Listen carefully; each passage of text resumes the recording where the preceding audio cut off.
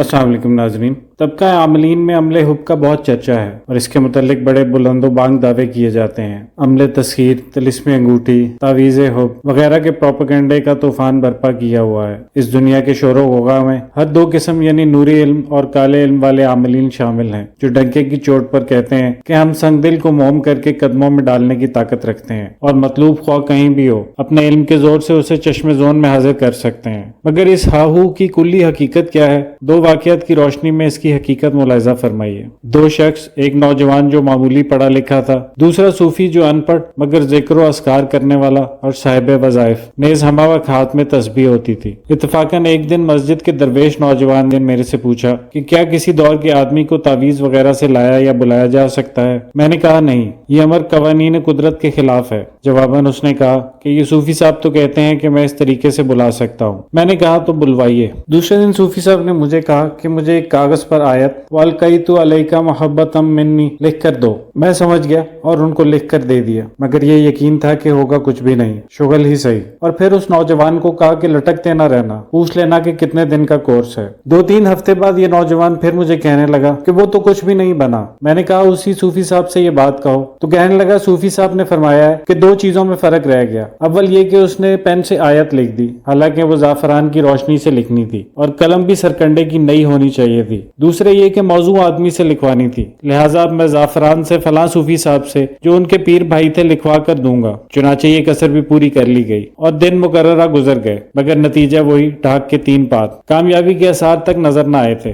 نوجوان دل گرفتہ ہو کر میرے پاس آیا اور پھر وہی بات کہی کہ اجی وہ تو کچھ بھی نہیں بنا۔ میں نے عرض کیا کہ بندہ نے تو ابتداً ہی عرض کر دیا تھا کہ یہ کام اللہ کریم کے مقررہ کردہ قانون فطرت کے خلاف ہے، لہٰذا یہ کام بالکل نہیں بنے گا۔ اور اگر اب بھی صوفی صاحب کوئی مزید کسر پوری کر کے یہ کام کر سکتے ہیں تو انہیں کہنا ہے کہ آدمی آپ کو 500 روپے خدمت میں پیش کرے گا اگر اسی عمل سے آپ اندرا گاندھی کو یہاں بلا دیں، اس لیے کہ یہ تو دوسرے ایسے کاموں کی نسبت بہت بڑا نیکی کا کام ہے، کیونکہ وہ خبیث عورت ہر سال ہندوستان میں جب بھی کوئی مسلمانوں کا تہوار آئے یا ہندوؤں کا تہوار ہولی دیوالی وغیرہ آئے تو ہر تہوار پر ہزاروں بے گناہ مسلمانوں کو اس لیے شہید کرا دیتی ہے کہ ہندوؤں کو خوش کر کے ان کے ووٹ حاصل کر لے۔ لہٰذا آپ اپنے عمل سے اسے یہاں بلا دیں تاکہ ہم اس کا گلا گھونٹ دیں اور ان مظلوم ہندوستانی مسلمانوں کی کچھ دیر کے لیے اور کسی حد تک تو جان چھوٹے۔ مزید یہ کہ صوفی صاحب اخبار میں بھی اشتہار دے دیں کہ میں اپنے اس عمل سے پھانسی کی کوٹھری میں پھانسی کے منتظر قیدی کو تعویذ پر سوار کر کے اڑا کر ان کے گھر پہنچا سکتا ہوں۔ اس لیے ایسے قیدیوں کے وارث صوفی صاحب سے رابطہ کریں اور پھر ان سے فیکس ہزاروں لاکھوں فیس وصول کریں اور چند دنوں میں کروڑ پتی بن جائے۔ وہ اب یہاں کیوں اس مسجد میں 2 وقت کی روٹی کو ترستے ہیں، مگر صوفی صاحب بیچارے خاموش، کیونکہ یہ وہ منزل ہے جہاں حضرت شیخ صاحب کا ٹٹو نہیں چلتا۔ دوسرا واقعہ، راکم کی اہلیہ کے پاس چند خواتین آئیں۔ ایک ضعیف خاتون کہنے لگی میرا داماد میری بیٹی کو بہت تنگ کرتا ہے، کوئی ایسا تعویذ دو کہ وہ ٹھیک ہو جائے۔ میرے سے رابطہ ہوا تو میں نے کہا اماں جی تیری بیٹی اپنے خاوند کی نافرمان ہوگی۔ وہ بولی نہیں میری بیٹی تو گائے ہے، اس کے منہ میں تو زبان ہی نہیں۔ میں نے کہا تو اس کی ماں جو ہوئی اسی لیے اس کی حمایت کرتی ہے، اس کی ساس کو لے کر آ تاکہ میں اس سے پوچھوں کہ کس کا قصور ہے۔ اس پر وہ چپ ہو گئی، مگر ایک دوسری عورت جو ذرا تیز ترار تھی کہنے لگی اماں وہ جو فلاں پیر صاحب ہیں ان کے پاس چلی جا، وہ 500 روپے لے گا اور تمہیں ایسا تعویذ دے گا کہ تمہارا داماد تمہاری بیٹی کے پیچھے پیچھے ہاتھ باندھے پھرے گا۔ یہ سن کر وہ بوڑھی عورت کہنے لگی اگر کسی کے پاس 500 روپے نہ ہو، یہ 1980 کے قریب کا واقعہ ہے جبکہ اس وقت کے 500 روپے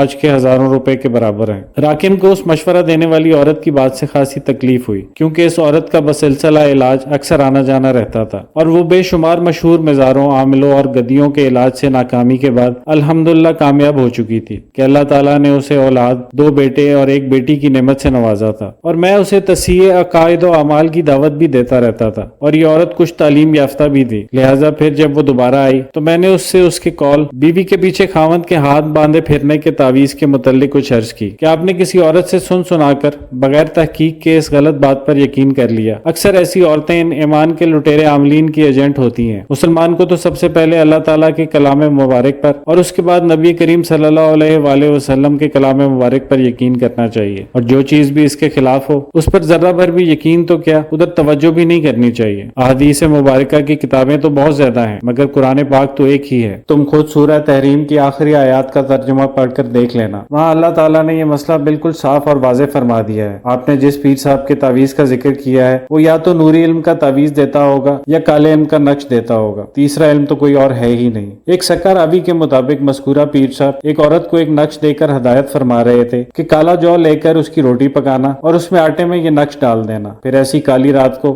جب چاند طلوع نہیں ہوتا اندھیرے میں کسی ایسے کتے کو یہ روٹی کھلا دینا جو مکمل طور پر سیاہ ہو، یعنی ایک بال بھی سفید اس کے بدن پر نہ ہو۔ ظاہر ہے کہ یہ سب کالے امور، کالے علم اور کالے عمل کے لوازمات ہی ہیں۔ اس لیے آئیے اب ہم دیکھتے ہیں کہ اس بارے میں قرآن مجید ہماری کیا رہنمائی کر رہا ہے کہ ہمیں نوری یا کالے علم سے کسی کو تابعدار بنانے کے مسئلہ کی حقیقت واضح ہو جائے۔ اور اللہ تعالیٰ مثال بیان فرماتا ہے کہ کفار کے معاملے میں حضرت نوح علیہ السلام کی بیوی اور حضرت لوط علیہ السلام کی بیوی کہ دونوں ہمارے صالح بندوں کی بیویاں تھیں، مگر انہوں نے جب اپنے خاوندوں کے مقابلے میں اپنی قوم کے کفار کی حمایت کر کے اپنے خاوندوں کی خیانت کی تو پھر ان کے نبی خاوند بھی انہیں اللہ کے عذاب سے ذرا بھی نہیں بچا سکے، اور ان کافر عورتوں کے بارے میں حکم جاری ہو گیا کہ جاؤ جہنم کی آگ میں، تم بھی دوسرے جہنمیوں کے ساتھ داخل ہو جاؤ۔ اور ایمان والوں کے مقابلے میں اللہ تعالیٰ فرعون کی بیوی کی مثال فرماتا ہے کہ اس نے اللہ تعالیٰ سے دعا کی کہ اے میرے رب، میں اب تیری راہ میں شہید ہو رہی ہوں، آپ میرے لیے اپنے پڑوس میں جنت میں مکان عطا فرما دیں اور مجھے فرعون اور اس کے عمل سے بچا لیں اور مجھے اس ظالم قوم سے نجات عطا فرمائیے۔ فرعون کی بیوی آسیہ اسلام قبول کر چکی تھی، اور فرعون شاید اسی وجہ سے کہ جب اس کی اپنی بیوی ہی اس کی باغی ہے تو رعایا کیسے مطیع ہو سکتی ہے، اسے دھمکیاں دیتا تھا کہ تو موسیٰ علیہ السلام کا دین چھوڑ دے ورنہ میں تمہیں سزا دے کر ہلاک کر دوں گا۔ فرعون ملزمان کو چت لٹا کر اس کے سر، سینہ، ہاتھوں اور پاؤں میں لوہے کی میخیں ٹھکوا کر ہلاک کرواتا تھا، مگر حضرت آسیہ نے اس دھمکی کی کوئی پرواہ نہیں کی اور اس ظالم نے اسی طریقے سے انہیں شہید کر دیا۔ اور آخری وقت شہادت حضرت آسیہ نے مذکورہ دعا کی تھی، یعنی اس جسمانی طور پر کمزور عورت نے فرعونی مظالم برداشت کیے مگر دین حق کو نہیں چھوڑا۔ ان دونوں واقعات سے یہ ثابت ہوتا ہے کہ نوری علم اللہ تعالیٰ کے انبیاء علیہ السلام سے زیادہ کسی فرد بشر کے پاس نہیں ہوتا، مگر یہ دونوں انبیاء اپنی بیویوں کو اپنے نوری علم سے اپنا تابعدار نہیں بنا سکے، اور فرعون سے بڑا کافر آج تک دنیا میں کوئی پیدا نہیں ہوا جس کے ماتحت کم و بیش 70,000 جادوگر تھے، مگر فرعون بھی ماں اپنے ہزاروں جادوگروں کے ایک کمزور سی عورت کو بھی اپنے کالے علم سے اپنا تابعدار نہ بنا سکا، لہٰذا کالے پیلے اور نوری علم کی کچی باتیں کر کے اپنے اور دوسروں کے ایمان کو خراب نہیں کرنا چاہیے۔ وآخر دعوانا الحمدللہ رب العالمین۔